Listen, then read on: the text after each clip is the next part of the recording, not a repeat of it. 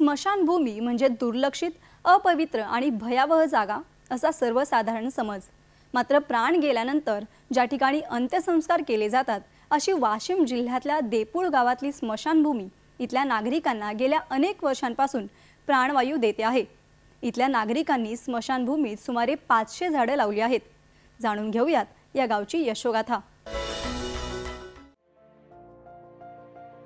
आपल्या पुढल्या पिढीचं आयुष्य सुकर व्हावं, गावातील लोकांना स्वच्छता, पर्यावरण संवर्धन आणि शाश्वत विकासाचं महत्त्व पटावं हा उदात्त हेतू देपूळ ग्रामपंचायतीचे युवा सरपंच डॉक्टर प्रमोद गंगावणे यांनी ठेवला आणि त्यांनी स्मशानभूमीत नंदनवन फुलवण्याचा निर्धार केला। मग त्यांनी गावकऱ्यांच्या सहकार्यानं उजाड आणि भयावह वाटणाऱ्या स्मशानभूमीच्या 6 एकर इतक्या विस्तीर्ण जागेत 37 प्रजातींच्या जवळपास 500 बहुआयामी अशा वृक्षांची लागवड करून नैसर्गिक ऑक्सिजन लॅबची निर्मिती केली। स्मशानभूमीमध्ये आपल्या महादेवाचा वास असतो आणि त्या महादेवाच्या त्या रुद्राच्या अवतारात खरोखर मी आज स्मशानभूमीमध्ये असा ऑक्सिजन प्लांट निर्माण केला की माझ्या गावचे सर्व गावकरी आज या स्मशानभूमीमध्ये येऊन बसत आहेत, बेंचवर बसत आहेत, माझ्या इथलच्या झाडाखाली सावलीत बसत आहेत, झाडाच्या भोवताली फिरत आहेत आणि माझ्या स्मशानभूमीमध्ये मी जवळपास तब्बल 50 प्रकारचे झाडाची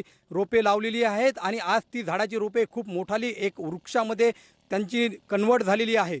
या नैसर्गिक ऑक्सिजन लॅबमध्ये आंबा, चिकू, नारळ, जांभूळ, चाफा, पेरू, गुलाब, रातराणी, ॲपलबोर, बदाम, कॅशिया अशा विविध प्रकारच्या फळझाडांची आणि फुलझाडांची लागवड केली आहे।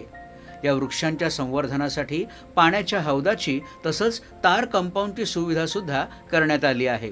नारळ, आंबा, बेल, तुळस, चंदन व सर्व इथं लागवड झालेली आहे। जे आम्हाला बाहेरून आणायची व्यवस्था होती ती आता इथं ऑलरेडी जागेवर मिळत आहे। इथं स्मशानभूमीमध्ये भरपूर कामं झालेले आहेत।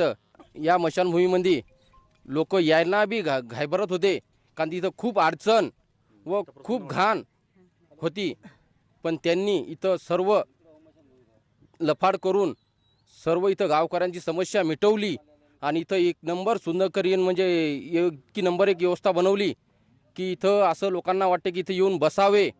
स्मशानभूमीत गेल्यावर लोकांना चिखलमातीवर बसण्याची वेळ येऊ नये यासाठी सरपंच डॉक्टर प्रमोद गंगावणे यांनी केलेल्या आवाहनावरून देपूळ येथील 20 नागरिकांनी पुढाकार घेत स्मशानभूमीला सिमेंट बेंचचं दान सुद्धा केलं आहे।